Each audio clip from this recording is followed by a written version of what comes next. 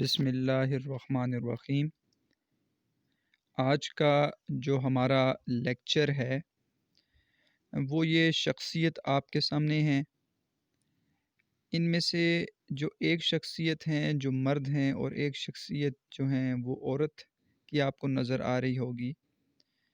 تو یہ second year Urdu کا ایک سبق ہے اور مصنف ہیں اس سبق کے، تو آپ انہیں دیکھیں اور انہیں پہچانیں، اور یہ وہ شخصیت ہیں جنہیں ادب میں مقبولیت حاصل ہے اور بہت سارے ایسے لوگ ہیں جو ان کو پہچانتے ہیں۔ ان کے جو ساتھ موجود جو تصویر عورت کی ہے وہ ان کی بیوی ہیں، اور آپ جان چکے ہوں گے کہ یہ جو مرد ہیں یہ اشفاق احمد ہیں، اور جو ان کے ساتھ جو عورت کی تصویر ہے وہ مشہور بانو قدسیہ، آپ نے نام سنا ہوگا، ادب کی مشہور شخصیت مصنفہ بانو قدسیہ ہیں۔ تو اس کا مطلب اشفاق احمد کی جو بیوی تھیں بانو قدسیہ، وہ خود بھی ادیبہ تھیں اور ادبی شخصیت تھے اشفاق احمد، اور اشفاق احمد کو کون نہیں جانتا۔ تو ان کا ایک سبق ہے محسن محلہ، ایک افسانہ ہے جو ہماری سیکنڈ ایئر اردو کی کتاب میں شامل ہے۔ تو بیچ میں کچھ وقفہ ہو گیا، کچھ میں ویڈیوز نہ بنا سکا، لیکن بچوں کے اصرار پر، کیونکہ آج کل مصروفیت بہت زیادہ تھی، لیکن بچوں کے اصرار پر دوبارہ میں نے یہ سلسلہ شروع کیا ہے، اور آج ہم انشاءاللہ تعالی اس سبق کو حل کرنے جا رہے ہیں جو سیکنڈ ایئر اردو کا ایک افسانہ ہے، ایک سبق ہے محسن محلہ جو اشفاق احمد نے لکھا ہے۔ سب سے پہلے اشفاق احمد کو کون نہیں جانتا، لیکن پھر بھی ہم ان کے حالات زندگی کتاب کے حوالے سے حل کر لیتے ہیں تاکہ ہمارے معروضی سوالات حل ہو جائیں، ہمیں ان کی حالات زندگی مختصر پتہ چل جائے، ان کی ادبی خصوصیات معلوم ہو جائیں۔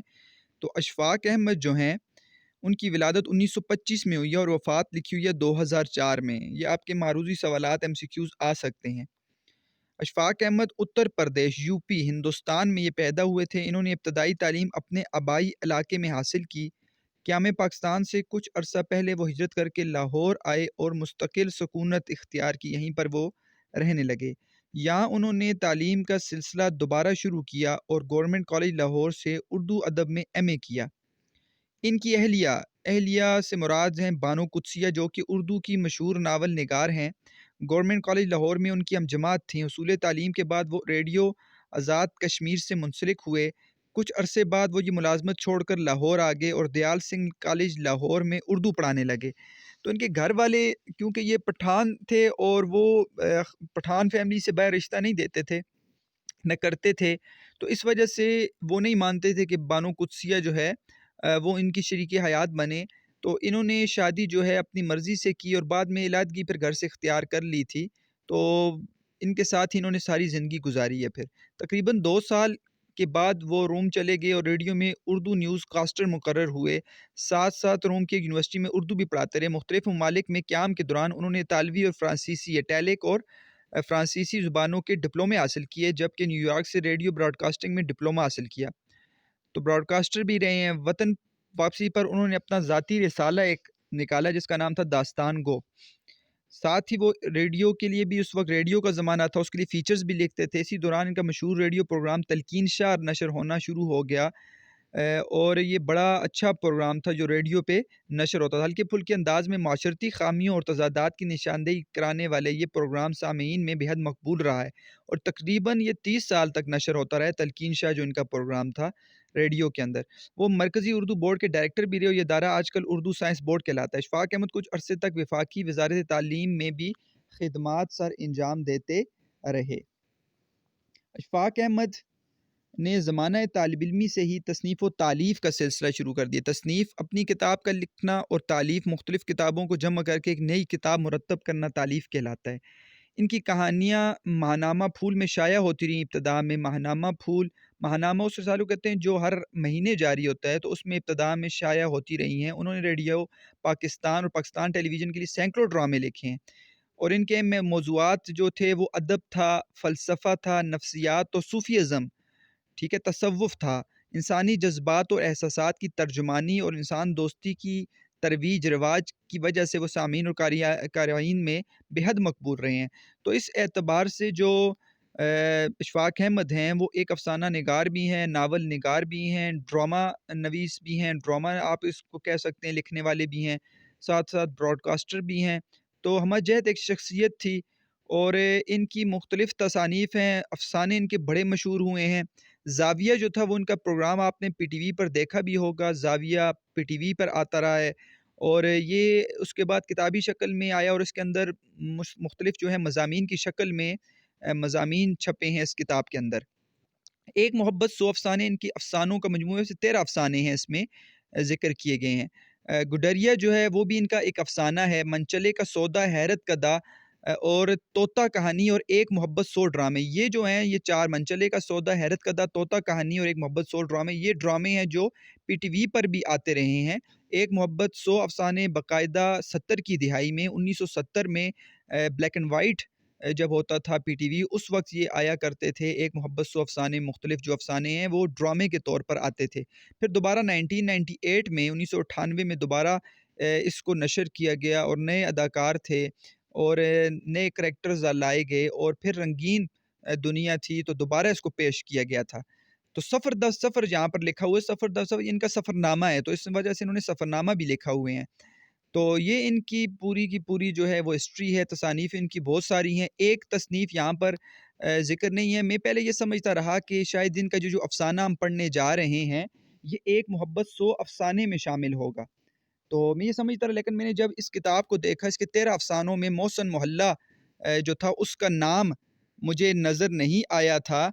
اس وجہ سے ابھی آپ دیکھیں حوالہ سبق جو میں نے یہ لکھا تھا پہلے، وہ یہ تھا کہ اشفاق احمد اس کے مصنف، محسن محلہ سبق، افسانہ صنف ہے، اور ماخذ جو ہے ایک محبت 100 افسانے، یہ اس کا ماخذ نہیں ہے، بلکہ پھر میں نے اس کو ٹھیک کیا اور پھر میں آپ کو بتاتا ہوں کہ میں نے جو اس کو دوبارہ ٹھیک کرنے کے بعد لکھا تو اس کا حوالہ میں نے تبدیل کر دیا تھا، اور اس کا حوالہ یہ ہے، اصل حوالہ سبق اشفاق احمد اس سبق کا نام ہے، محسن معلیٰ اشفاق احمد مصنف کا نام ہے، سبق کا نام محسن معلیٰ، صنف افسانہ، اور سفر مینا اس کا ماخذ ہے۔ یعنی کہ جو ہمارے پاس سبق موجود ہے محسن محلہ، یہ افسانہ، یہ ان کے افسانوی مجموعے سفر مینا میں شامل ہے۔ یہ آپ کی کتاب میں یہ ماخذ نہیں دیا گیا، اس لیے اس کو ٹھیک کر لیں۔ مختلف کتابوں میں نوٹس میں ایک محبت 100 افسانے بھی لکھا گیا ہے، یہ غلط ہے۔ سفر مینا ان کے افسانوں کا مجموعہ ہے، وہ اس کا ماخذ ہے۔ اس کو اگر آپ نے کہیں پر لکھا ہوا ہے تو اس کو ٹھیک کر لیں۔ اچھا، اس کے بعد ہم سب سے پہلے جاتے ہیں اس سبق کے مرکزی خیال کی طرف۔ خلاصہ تو اس کا آپ کو سمجھ آ جائے گا، ایک افسانہ ہے اور چھوٹا افسانہ آپ اس کو کہہ سکتے ہیں، اور آسان ہے، مشکل نہیں ہے، لیکن مرکزی خیال اس کا بڑا اہم ہے۔ مرکزی خیال میں یہ 3 پوائنٹس لکھے ہوئے ہیں آپ کے سامنے، ان 3 پوائنٹس کو آپ سمجھ لیں، ان 3 ہیڈنگز کو، ان 3 نکات کو سمجھ لیں تو آپ کو اس کے سبق کے مرکزی خیال کی بھی سمجھ آ جائے گی، اور سوال زے ہے ہمارا جو ہمارے آپ دیکھیں گے مشقی سوالات تو اس میں آپ کو نظر آئے گا سوال زے، تو ہمارا یہ سوال زے بھی حل ہو جائے گا اور مرکزی خیال بھی ہمیں پتہ چل جائے گا۔ تو 3 ہیڈنگز ہیں، ان 3 چیزوں کو مادہ پرست لوگ، مادہ پرست لوگ ہیں چیزوں کے عاشق، چیزوں کی پرستش کرنے والے، یعنی کہ دنیا کے اندر آ کے پیسوں کی پرستش کرنا، ٹھیک ہے، عہدے کی پرستش کرنا، مادی دنیا ہے، گھر، گاڑی، بنگلہ، اور ان چیزوں کو اہمیت دینا، لوگوں کو اہمیت نہ دینا۔ یعنی یہاں پر اگر آپ دیکھیں اس دنیا کے اندر تو مادہ پرستی شروع ہو گئی ہے، اور ہر انسان جو ہے وہ چاہتا ہے کہ چیزیں میرے پاس، مادی چیزیں میرے پاس جمع ہو جائیں، اور وہ اس کے اندر احساس کم ہو گیا ہے۔ ایک انسان دوسرے انسان کا احساس نہیں کرتا بلکہ اپنے فائدے کے لیے دوسرے کا نقصان کر دیتا ہے۔ تو ہم سارے کے سارے لوگ جو ہیں وہ مادہ پرست بن گئے ہیں۔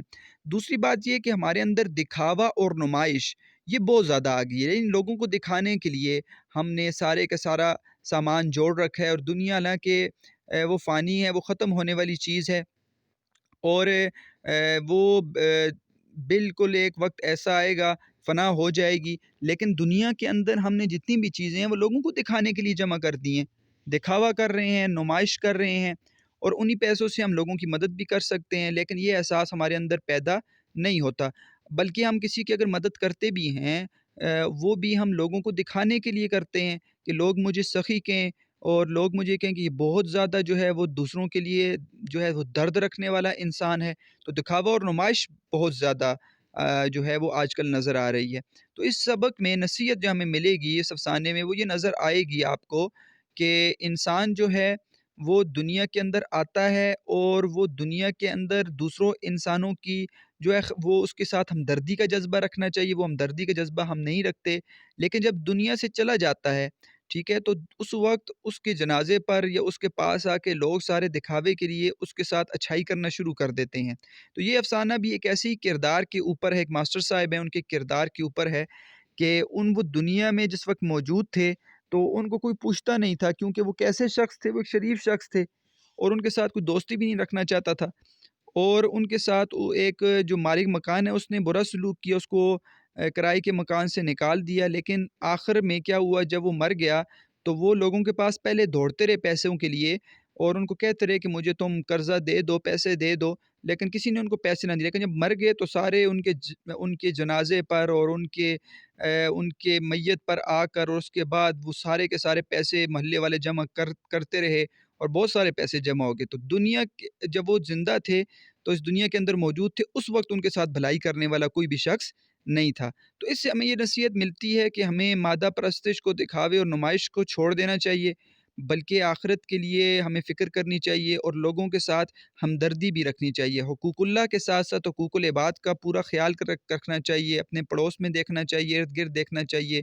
جہاں تک ہمارے تعلقات ہیں ہمارے خاندان میں اور ہمارے ارد گرد ہمیں نظر دوڑانی چاہیے، اور جہاں تک ہو سکے ہمیں جو ہے وہ لوگوں کے ساتھ ہمدردی کا معاملہ کرنا چاہیے۔ یہ اس سبق کا مرکزی خیال ہے۔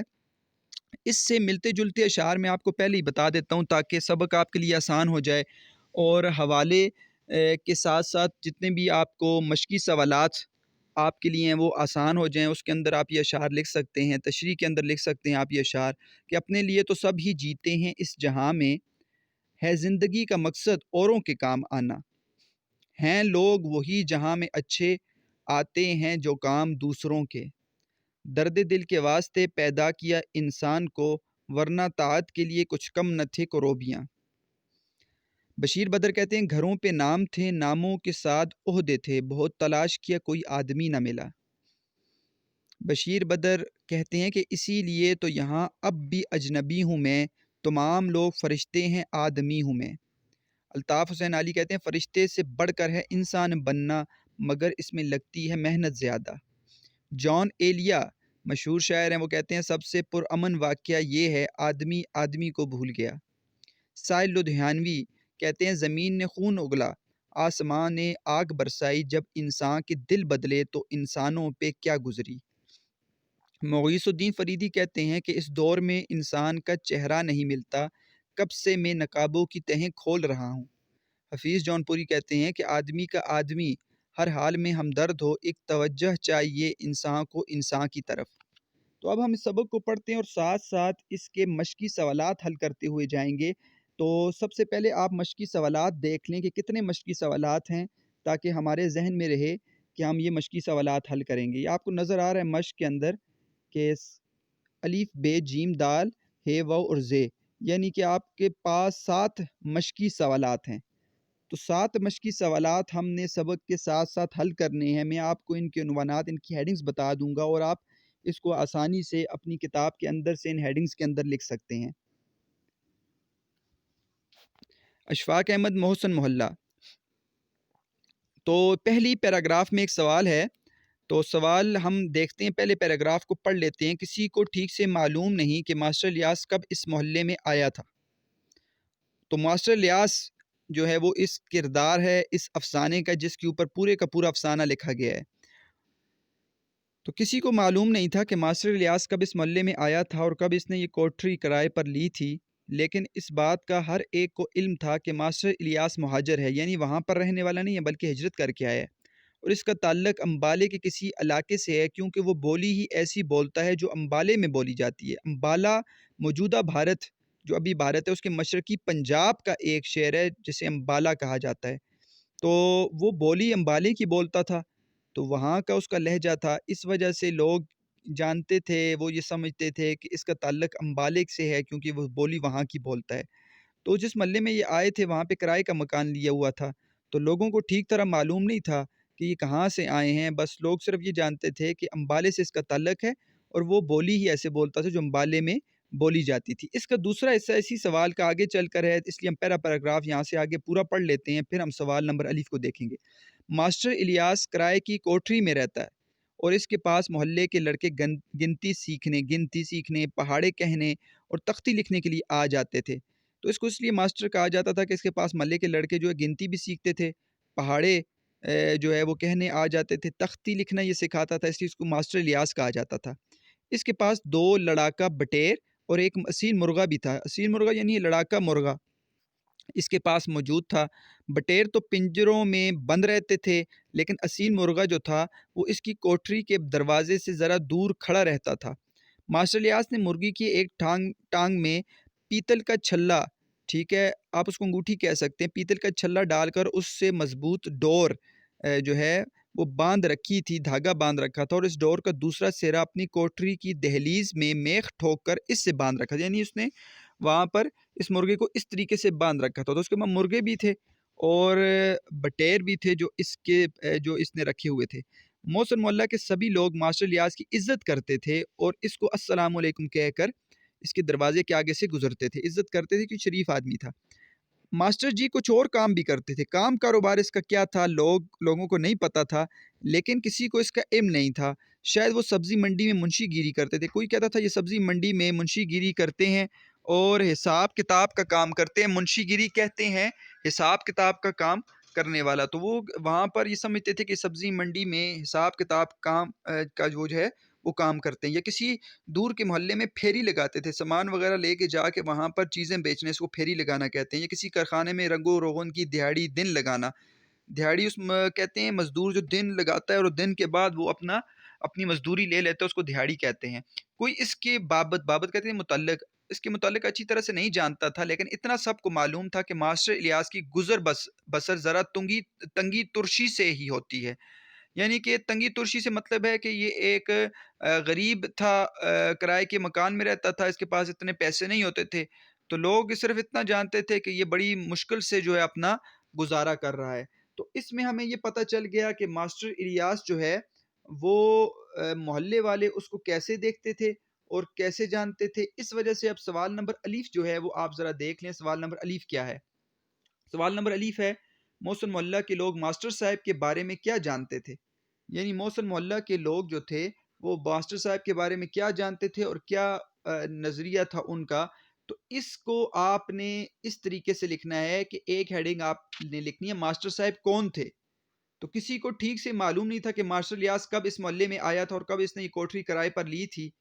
اس بات کا ہر ایک کو علم تھا کہ ماسٹر الیاس مہاجر ہے، یہاں تک آپ اس کو لکھ لیں۔ امبالے سے تعلق، دوسری ایڈنگ دیں گے اور اس کا تعلق امبالے سے کسی علاقے میں ہے کیونکہ وہ بولی ایسی بولتا تھا جو امبالے میں بولی جاتی تھی، اور تیسری ہیڈنگ جو ہے وہ ہے کام کاروبار، تو کام کاروبار یہاں سے آپ نیچے سے لکھیں گے، یہ آپ کو نظر آ رہا ہوگا۔ ماسٹر جی کچھ اور کام بھی کرتے تھے لیکن کسی کو اس کا علم نہیں تھا، یہاں سے لے کر ذرا تنگی ترشی سے ہی ہوتی تھی۔ تو یہ 3 ہیڈنگز کے ساتھ آپ اس سوال کو کر لیں اور کتاب کے اندر والی چیز اگر آپ لکھ لیں تو آپ کا یہ سوال ہو جائے گا۔ اور حوالہ آپ کو میں نے بتایا ہے کہ جب آپ شروع میں سوال لکھنے سے پہلے حوالہ دیتے ہیں اس میں آپ ترتیب سے لکھ سکتے ہیں کہ آپ لکھ سکتے ہیں سفر مینا میں شامل افسانہ محسن محلہ میں اشفاق احمد نے ماسٹر الیاس کے بارے میں فلاں لکھا ہے، یعنی جو سوال ہوگا پھر اس کا جواب آپ کو دینا پڑے گا، تو آپ حوالہ بھی شروع میں لکھ سکتے ہیں۔ دوسرا پیراگراف سے نیچے آخری پیراگراف شروع کرتے ہیں اور اس کے اندر بھی سوال نمبر بے ہے، لیکن ہم پہلے پڑھ لیتے ہیں اس پیراگراف کو پھر ہم سوال کو پڑھیں گے۔ دراصل ماسٹر صاحب سیدھے آدمی تھے، یعنی تیز بندہ نہیں تھا، سیدھا بندہ تھا، اور ان کو زمانے کے ساتھ چلنے کا ڈھنگ نہیں آتا تھا، طریقہ نہیں آتا تھا، تیز بندہ نہیں تھا، زمانہ جو ہے وہ بڑا تیز ہو چکا ہے، اور جو تیز شخص ہے وہ چل جاتا ہے لیکن سیدھا آدمی زمانے میں مار کھا جاتا ہے، تو یہ سیدھے بندے تھے۔ کچھ تو ان کی شکل ہی ایسی تھی، یعنی کچھ بندے جو ہیں وہ شکل سے ہی معصوم لگتے ہیں، اس وجہ سے بھی، اور بعض لوگوں کو دیکھ کر ان سے ہمدردی کا جذبہ بھی لوگوں کے دل میں پیدا نہیں ہوتا، تو ان کی شکل و صورت بھی ایسی تھی۔ غریب بندے کی شکل و صورت بھی اگر وہ اچھی بھی ہو لیکن پھر بھی اس کی صورت جو ہے وہ اچھی نہیں لگتی، جبکہ امیر بندے کی اگر شکل و صورت بے شک بری ہو تو وہ اس کو سارا اچھا سمجھتے ہیں۔ تو ان کی شکل و صورت ہی ایسی تھی کہ اسے دیکھ کر لوگوں کے دل میں محبت یا ہمدردی کا جذبہ پیدا نہیں ہوتا تھا، اور کچھ ان کی گفتگو اس انداز کی ہوتی تھی کہ کسی کو اس پر یقین نہیں آتا تھا۔ صاف صاف بات کرتے تھے، جو جھوٹ نہیں بولتے تھے، یہ اس وجہ سے ان کے اندر خوبیاں تو تھیں، لیکن یہ خوبیاں جو ہیں وہ لوگوں کو اچھی نہیں لگتی تھی۔ لوگ آج کل ایسے لوگوں کو پسند کرتے ہیں جو تیز ہوں، جو جھوٹ بولتے ہوں، جو ہیرا پھیری سے کام لیتے ہوں، اور جو ہیں وہ دوسروں کا مال ضبط کر کے اور دوسروں کے مال پر آ کے اور وہ شو دکھاتے ہیں، شیخیاں بکھارتے ہیں، ایسے لوگوں کو لوگ اچھا سمجھتے ہیں۔ لیکن یہ سادے بندے تھے، جھوٹ نہیں بولتے تھے، ہیرا پھیری نہیں کرتے تھے، بالکل مبالغے سے کام نہیں لیتے تھے، یعنی کہ جھوٹ وغیرہ بلاغت یعنی بڑھا چڑھا کر بات نہیں کرتے تھے، شیخی نہیں بگاڑتے تھے، جسے ہم کہتے ہیں شو مارنا، تو وہ شیخی نہیں بگاڑتے تھے، کسی کو خوفزدہ نہیں کرتے تھے، ڈراتے دھمکاتے بھی نہیں تھے۔ اسی وجہ سے لوگ جو ہیں وہ ان کے ساتھ جو ہیں ان کو اچھا نہیں سمجھتے تھے، اور اسی وجہ سے کسی کو ان کی بات کا یقین بھی نہیں آتا تھا۔ ان کی گفتگو میں گرامر کی اور علم بیان کی بہت سی غلطیاں بھی ہوتی تھیں، یعنی یہ بولنے میں یہ غلطی کر جاتے تھے، اور علم بیان کی یعنی تشبیہ، استعارہ، مجاز مرسل، کنایا کو بھی یہ غلط طریقے سے بیان کر دیتے تھے۔ تو گفتگو بھی ان کی اس طرح کی ٹھیک نہیں تھی، اور سننے والا جھلا کر تنگ ہو کر ان کی صحبت کو چھوڑ دیتا تھا، یعنی اس سے دور بھاگ جاتا تھا۔ وہ اتنے سیدھے اور اس قدر بے پیش تھے، پیچ و خم یعنی ٹیڑھا پن ان میں نہیں تھا، سیدھے سیدھے بندے تھے کہ انسان ہی نہیں لگتے تھے، یعنی انسان سیدھا، آج کل تو انسان سیدھا ہو تو وہ انسان لگتا ہی نہیں ہے، تو یہ ایسے شخص تھے۔ سارے محلے پر اور ساری سوسائٹی پر ایک بوجھ سا رکھتے تھے، اور چونکہ ایسے لوگوں کے ساتھ رسم و راہ یعنی دوستی، ان کے ساتھ رسم یعنی ان کے پاس اٹھنا بیٹھنا وہ کوئی بھی پسند نہیں کرتا تھا، اس لیے کوئی بھی ان کا دوست نہیں تھا۔ یہی وجہ تھی کہ محلے والے ان کی عزت کرتے تھے، اور ان کے دروازے کے آگے سے گزرتے ہوئے السلام علیکم کہہ کر آگے بڑھتے تھے، بس عزت ہی کرتے تھے، باقی اور جو ہے وہ ان کے ساتھ کوئی دوستی رکھنا وہ نہیں چاہتا تھا کہ ان کے ساتھ ہم دوستی رکھ لیں۔ تو یہ اب سوال نمبر بے اور جیم، یہ دونوں کے دونوں سوال آپ کے سامنے ابھی آئیں گے، اور دونوں کے دونوں سوال آپ کو سمجھ آ جائیں گے، جو ہم نے ابھی پڑھا ہے اسی کے اندر موجود ہے۔ سوال نمبر بے، ماسٹر صاحب کس طرح کے آدمی تھے؟ اور سوال نمبر جیم، لوگ ماسٹر صاحب سے دوستی کرنا کیوں پسند نہیں کرتے تھے؟ تو پہلے ہم دیکھتے ہیں ماسٹر صاحب کس طرح کے آدمی تھے، ٹھیک ہے، اس کو دیکھتے ہیں، اور دوستی نہ کرنے کی وجہ کیا تھی۔ تو سوال نمبر بے میں شخصیت آپ لکھ سکتے ہیں، یہ جو ہم نے پڑھا ہے، اور انداز بیان اور خوبیاں، یہ تینوں چیزیں آپ کو اس کے اندر نظر آئیں گی۔ شخصیت آپ نے دیکھی ہے کہ وہ کیسے تھے، سیدھے آدمی تھے، زمانے کے ساتھ چلنے کا ڈھنگ نہیں آتا تھا، اور ان کی شکل و صورت ہی ایسی تھی سے لوگ دل میں محبت یا ہمدردی کا جذبہ پیدا نہیں ہوتے تھے۔ اب بولنے میں یہ ساری کی ساری ان کی شخصیت ہے۔ اب بولنے میں کیا تھا، تو یہاں پر آپ کے سامنے ہے کہ ان کی گفتگو میں گرامر کی اور میں بیان کی بہت سی غلطیاں ہوتی تھی، یہ آپ نے یہ باتیں لکھنی ہیں۔ اور آخری بات جو ہے وہ آپ اس میں لکھ سکتے ہیں خوبیوں میں، کہ وہ شیخی نہیں بگاڑتے تھے، جھوٹ نہیں بولتے تھے، یہ آپ نے یہاں پر آخر میں پڑھا، یہ لاسٹ میں آپ دیکھ سکتے ہیں، مبالغے سے کام نہیں لیتے تھے، شیخی نہیں بگاڑتے تھے، جھوٹ نہیں بولتے تھے، ہیرا پھیری نہیں کرتے تھے، تو یہ ان کی خوبیاں ہیں۔ تو ان کی شخصیت کیسی ہے، تو وہ آپ کو نظر آ گئی ہوگی، ان کی شخصیت کیسی ہے، انداز بیان ان کا کیسا تھا، ان میں خوبیاں کیسی تھی، تو یہ ان کی جو ہے کردار ہے۔ اب سوال نمبر جیم یہ ہے کہ دوستی کیوں نہیں کرتے تھے لوگ؟ اس کی مختلف وجوہات تھیں۔ ایک تو یہ شکل و صورت سے یہ ایسے تھے کہ ان پر ترس نہیں آتا تھا، دوسرا جھوٹ نہیں بولتے تھے، گرامر کی غلطیاں تھی، سیدھے انسان تھے۔ تو یہ وجوہات آپ اس کے اندر بات لکھ سکتے ہیں اس کتاب سے اٹھا کے، کہ یہ سارے کا سارا جو ہم نے پیراگراف پڑھا ہے، کہ لوگ جو ہیں وہ ان سے رسم و راہ نہیں پیدا کرتے تھے۔ کیوں؟ کیونکہ یہاں پر لکھا ہوا ہے کہ وہ جھوٹ نہیں بولتے تھے، ہیرا پھیری نہیں کرتے تھے، مبالغے سے کام نہیں لیتے تھے، ان کی شکل و صورت ہی ایسی تھی، یہ اوپر لکھا ہوا ہے، اسے دیکھ کر لوگوں کے دل میں محبت یا ہمدردی کا جذبہ ہی پیدا نہیں ہوتا تھا، تو ان کے ساتھ کوئی بھی وہ جو تھا اٹھنے بیٹھنے کے لیے تیار نہیں تھا، سارے محلے اور سوسائٹی پر ایک بوجھ سا رکھتے تھے، اور ان کے ساتھ رسم و راہ پیدا کرنا کوئی بھی پسند نہیں کرتا تھا۔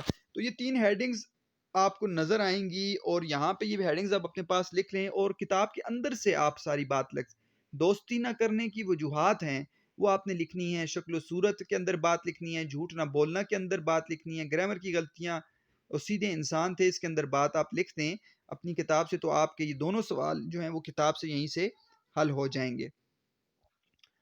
آگے پڑھتے ہیں سردیوں کی ایک شام، یہاں پر بھی ایک سوال ہے، تو یہ آپ نے اب یہاں سے ان کی کہانی شروع ہو گئی ہے، ٹھیک ہے، اور ان کے ساتھ ایک تو یہاں پر بتائیں گے کہ جو ہوا ان کے ساتھ، مالک مکان جو تھا اس نے کیسا سلوک کیا تھا، ٹھیک ہے، پھر محلے والوں نے کیسا سلوک کیا تھا، اور کیا جو تھی وہ ان کے ساتھ کیسا سلوک ہوا، کہ ان کی وہ موت کی وجہ کیا تھی، وہ ساری کے سارے یہاں پہ پس منظر آپ نے ذہن میں رکھنا ہے۔ کہ سردیوں کی ایک شام تھی، مالک مکان نے ماسٹر الیاس کو بڑے سخت الفاظ میں ڈانٹا اور دھمکی دی کہ اگر اس نے 3 دن کے اندر اندر پچھلے 6 ماہ کا کرایہ ایک ساتھ ادا نہ کیا تو وہ اس کا سامان نکال کر باہر پھینک دے گا۔ یعنی کہ 6 ماہ کا جو کرایہ تھا وہ تقریباً 180 روپے بنتے تھے اس دور کے لحاظ سے، ٹھیک ہے، اس وقت کرایہ جو پیسے کی جو تھی وہ ویلیو زیادہ تھی، اس کی قیمت زیادہ تھی، تو 180 روپے بنتے تھے، 6 مہینے کا کرایہ تھا، کچھ پیسے رہے تھے، اور اس نے کہا کہ تم نے اگر مجھے 180 روپے ادا نہ کیے تو میں تمہارا سامان جو ہے اٹھا کر باہر پھینک دوں گا۔ تو یہ اس کے ساتھ سلوک کیا ماسٹر جی۔ اب اس نے سامان پھینکا یا نہ پھینکا آگے دیکھتے ہیں۔ ماسٹر جی کی خوف کے مارے گکھی بند گئی۔ گکھی بند جانا یعنی خوف کے مارے جو ہے وہ بول نہ سکنا، اس کو کہتے ہیں گکھی بند جانا۔ تو ماسٹر صاحب خوف کے مارے جو ہے چپ ہو گئے، کیونکہ ان کے پاس 180 روپے یک مشت موجود نہیں تھے، ان کے پاس ایک دم یک مشت ایک دم پیسے سارے کے سارے موجود نہیں تھے، صرف 40 روپے تھے، جن کے ساتھ 10 کا ایک نوٹ اور پرو کر انہوں نے 50 بنا لیے تھے۔ آپ نے دیکھا ہوگا پرانے وقتوں میں بھی، اب بھی لوگ 40 روپے، جیسے آپ ہم بعض اوقات آج کل ٹول پلازے سے گزرتے ہیں تو وہ کیا کرتے ہیں کہ وہ انہوں نے وہ پروئے ہوتے ہیں پیسے، یعنی کہ اندر ایک 10 روپے جو ہے باہر رکھے ہوتے ہیں اور اس کے اندر 40 روپے ڈالے ہوتے ہیں پرونا، یعنی کہ آپ پیسے اس طرح پرو سکتے ہیں۔ تو یہ 50 روپے انہوں نے پرویا ہوا تھا، 10 کا نوٹ اوپر رکھا ہوا تھا اور 40 روپے اندر رکھے ہوئے تھے تاکہ 50 پورے بن جائیں۔ تو یعنی ان کے پاس 50 روپے موجود تھے، 180 روپے موجود نہیں تھے۔ پہلے تو مالک مکان جو تھا وہ 25 30 40 50 لے کر آگے ہی تاریخ دے دیا کرتا تھا۔ پہلے مالک مکان جو تھا وہ گزارا کر لیتا تھا، وہ تھوڑے بہت پیسے لے کر وہ ان کو آگے کی تاریخ دے دیتا کہ آگے تم باقی پیسے دے دینا، لیکن اس مرتبہ وہ تڑنگ ہو گیا، اکڑ گیا، اور اس نے دھاگے میں پروئے ہوئے 50 روپے اصیل مرغے کے آگے پھینک کر کہا، اس نے وہ پیسے جو تھے وہ 50 روپے وہ آگے اصیل مرغے کے آگے پھینک دیے اور کہا جا اوئے میں نہیں لیتا، مجھے پورے 180 کر کے دے۔ یہ اس نے اس طریقے سے وہ پیش آیا۔ جب وہ یہ کہہ کر چلا گیا تو ماسٹر الیاس نے 50 روپے فرش پر سے اٹھا کر اپنی واسکٹ کی جیب میں ڈال دیے، پھر وہ اپنی کوٹری کے اندر جا کر چرپائی پر دکھی سے ہو کر بیٹھ کے، اور شدید غم کے باعث ان کی گکھی بند گئی، اور یہ پہلا موقع تھا کہ روئے بغیر کسی شخص کی گکھی بندی ہو۔ تو بعض اوقات جو شخص روتا ہے اس کا وہ سانس جو ہے وہ اس طرح جمع ہو جاتا ہے، اور آپ نے دیکھو کہ بوجھ سا پڑ جاتا ہے سینے پر، اسے کہتے ہیں گکھی بندنا۔ تو ان کی خوف کے مارے گکھی بند گئی تھی۔ وعدے کے مطابق اب مالک مکان نے ان کا سامان اٹھا کر باہر پھینک دیا۔ اس نے کہا میں پیسے نہیں لیتا، 50 روپے مجھے پورے 180 روپے کر کے دے، تو یہ نہ دے سکے تو ان کا سامان اٹھا کے اس نے باہر پھینک دیا۔ ماسٹر صاحب کی چرپائی ٹرانسفارمر والے 2 کھمبوں کے پیچھے لگا دی گئی، باہر ٹرانسفارمر تھے، ان کھمبوں کے پیچھے چرپائی لگا دی، ان کا باقی سامان اس کے ارد گرد چن دیا، اور اس کے ارد گرد سامان جو ہے وہ رکھ دیا لوگوں نے۔ اس نے کوٹری کو نیا چینی تالا لگایا اور اسکوٹر پر سوار ہو کر اپنے گھر چلا گیا۔ اس کو پرواہ ہی نہیں تھی، اس نے وہ اپنے مکان کو تالا لگا دیا، ٹھیک ہے، اور وہ اپنے گھر واپس چلا گیا، اور اس کا گھر جو تھا اس محلے سے کافی دور تھا، اور وہ اپنی کوٹریوں کا کرایہ وصول کرنے ماہ بہ ماہ آیا کرتا تھا، ہر مہینے آتا تھا، یہاں پاس نہیں رہتا تھا، دور رہتا تھا۔ تو موٹر سائیکل پر آیا اور وہ اس نے تالا لگایا اور سامان باہر پھینک دیا، ماسٹر الیاس کو باہر بٹھا دیا، تو خود وہ کیا ہوا، وہ چلا گیا۔ تو اب ہم سوال نمبر یہاں پر دال دیکھ لیتے ہیں کہ دال سوال کون سا ہے، اس کا جواب یہاں پر کیا ہوگا۔ سوال نمبر دال ہے کہ مالک مکان نے ماسٹر صاحب سے کیا سلوک کیا؟ تو سلوک ہم نے پڑھ لیا ہے، آسان ہے۔ مالک مکان کا سلوک تڑنگ ہونا اور سامان پھینکنا۔ پہلے بات آپ مالک مکان کے سلوک پر شروع کریں گے کہ مالک مکان کا سلوک کیسا تھا۔ کہ سردیوں کی ایک شام مالک مکان نے ماسٹر الیاس کو بڑے سخت الفاظ میں ڈانٹا، یہاں سے لے کر آپ نیچے سارا لکھ سکتے ہیں، یہ یہاں تک کہ 40 50 لے کر آگے کی تاریخ دے دیا کرتا تھا، اور آگے آپ تڑنگ ہونا یہاں پہ آپ لکھ سکتے ہیں، لیکن اس مرتبہ وہ تڑنگ ہو گیا اور اس نے داغے میں پروئے 50 روپے اصیل مرغے کے آگے پھینک کر کہا جاؤ میں نہیں لیتا، مجھے پورے 180 کر کے دے۔ اور اس کے بعد آپ نیچے لکھ سکتے ہیں وعدے کے مطابق سامان پھینکنا، وعدے کے مطابق مالک مکان نے ان کا سامان اٹھا کر باہر پھینک دیا اور اپنے گھر چلا گیا، یہاں تک آپ اس کے اندر لکھ سکتے ہیں۔ تو کتاب کی عبارت آپ لکھ سکتے ہیں 3 ہیڈنگز کے ساتھ، سوال نمبر دال کی یہ 3 ہیڈنگز ہوں گی۔ ہم آگے پڑھتے ہیں۔ ماسٹر صاحب نے ایک رات جوں توں کر کے ٹرانسفارمر کے نیچے گزاری، اور اگلے دن شیخ کریم نواز ایک کردار ہے وہاں پر، ایک امیر بندہ ہے، اس کی حویلی پہنچ کر اس سے 200 روپے ادھار کے طلبگار ہوئے کہ مجھے 200 روپے ادھار دے دو، میں کرایہ دے دوں اور تاکہ میں اپنے گھر چلا جاؤں۔ شیخ صاحب نے ماسٹر صاحب کو نیک دل، سادہ لو، ٹھیک ہے، سادہ لو انسان یعنی کہ سادہ انسان، اور مرنجا مرن شخص سمجھ کر ترخا دیا، شگفتہ مزاج سمجھ کر، یعنی ایسا بندہ جس کے چہرے پر 12 نہ بجے رہیں، بلکہ وہ شگفتہ مزاج اسے کہتے ہیں، مرنجا مرن شخصیت سمجھ کر ترخا دیا۔ ترخا دینا یعنی کہ ان کو جو ہے وہ باتوں باتوں میں ادھر ادھر کی بات کرنے لگ گیا اور کہنے لگا کہ چھوڑیں، آپ نے کیا پیسے لینے ہیں، اور اس نے 200 روپیہ ان کو ادھار نہ دیا، کیونکہ ایسے احمق لوگوں کو زیادہ رقم دینا اچھا نہیں ہوتا۔ پھر وہ اسماعیل بزاز کی دکان پر گئے، اس کے بعد وہ اسماعیل بزاز کہتے ہیں کپڑا بیچنے والا، اس کی دکان پر گئے اور رقم میں کمی کر کے 150 کا سوال ڈالا، اس کو کہا مجھے 150 روپے دے دو، اس نے بھی معذرت کر لی۔ محلے کا کوئی نائی نہیں تھا، کوئی حلوائی نہیں تھا، کسائی نہیں تھا، ڈاکٹر نہیں تھا، وید وکیل، یعنی وید جو ہے جیسے ہم کہتے ہیں حکیم، جو اسلام کے اندر ہم جو علاج کرتا ہے اسے حکیم کہتے ہیں، جبکہ ہندوؤں کے اندر جو ہے اس کو وید کہتے ہیں، ہندی طریقے پر علاج کرنے والا اس کو ہم وید کہتے ہیں۔ وکیل کے پاس کے، وید کے پاس کے، ماسٹر صاحب نے کسی کو نہیں چھوڑا، لیکن ہر طرف سے مایوسی کا سامنا کرنا پڑا، کیونکہ ان لوگوں کو شدید مہنگائی نے گھیر رکھا تھا اور ان کے پاس ادھار دینے کو کچھ بھی باقی نہ تھا، لیکن بہانے ہی تھے ساروں کے، اگر دینا چاہتے تو دے دیتے، لیکن کوئی بھی کسی کی زندہ ہوتے ہوئے مدد کرنے کو تیار نہیں ہوتا۔ جس دن ماسٹر صاحب نے ہومیوپیتھک ڈاکٹر کو اپنی نبض دکھائی، اس روز انہیں ٹرانسفارمر کے نیچے سوتے 8واں دن ہو گیا تھا، 8واں دن ہو گیا تھا، تو ڈاکٹر نے اسٹیتھوسکوپ لگا کر دیکھا اور کہا، یہ اسٹیتھوسکوپ آپ سمجھتے ہیں اسٹیتھوسکوپ کیا کہتے، کسے کہتے ہیں، اس کو دیکھا اور کہا، ماسٹر صاحب نمونیا ہے، میں آپ کو پڑیا تو دے دیتا ہوں، آپ کو پتہ ہے کہ ہومیوپیتھک ڈاکٹر وہ پڑیا دیتے ہوتے ہیں بنا کر، لیکن آپ کسی اور کو بھی دکھا لیں۔ ماسٹر صاحب نے کہا بہت اچھا، اور گرم دودھ پینے جبار حلوائی کی دکان پر چلے گئے، انہوں نے دودھ پی کر اپنی نبض جبار کو دکھائی اور پھر گڑگڑا کر اس سے 200 روپے قرض کی درخواست کی۔ جبار ہنس پڑا، اس کو پتہ تھا کہ ایسے الو کو کوئی 1 روپیہ بھی ادھار نہیں دے سکتا، یہ پورے 200 مانگ رہا ہے، جب ایسی انہونی بات ہو تو ہر ایک کو 80 آ جاتی ہے، اور اس وجہ سے جبار ہنس پڑا تھا، ورنہ عام زندگی میں وہ بہت کم ہنستا تھا۔ وہ بھی ہنس گیا کہ اس پاگل کو کون پیسے دے گا اور واپس کون پھر اس سے لے گا، تو اس نے بھی اس کو پیسے نہ دیے۔ تو یہ لوگوں کا سلوک آپ دیکھ رہے ہیں کہ لوگوں نے کیا سلوک کیا، کسی نے ان کو پیسے نہ دیے۔ مسلسل 3 دن تک ماسٹر الیاس اپنی رضائی سر پر اگلو کی طرح اوڑھ کر چرپائی پر بیٹھے رہے۔ یہ اسکیمو جو ہے وہ لوگ ہیں جو قطب شمالی کی طرف رہتے ہیں، کینیڈا وغیرہ میں، اور گرین لینڈ آپ کہہ سکتے ہیں، ان ملکوں میں رہتے ہیں جہاں پر بہت زیادہ جو ہے وہ برف باری ہوتی ہے، اور یہ اگلو گھر بناتے ہیں، اگلو کی طرح وہ برف کا گھر بناتے ہیں۔ میں آپ کو اس کی تصویریں دکھا دیتا ہوں، آپ پھر سمجھ جائیں گے کہ اسکیمو کون سے لوگ ہوتے ہیں اور اگلو کیا۔ یہ دیکھیں، یہ اگلو کی تصویر ہے، اس طرح کے گھر وہ بناتے ہیں۔ اس کے اندر درجہ حرارت جو ہے، اس برف کا گھر بنا ہوتا ہے، اور درجہ حرارت جو ہے وہ کافی حد تک اچھا ہو جاتا ہے، حالانکہ برف ٹھنڈ ہوتی ہے، لیکن اس کے اندر جو ہے وہ انسان کو ٹھنڈ نہیں لگتی۔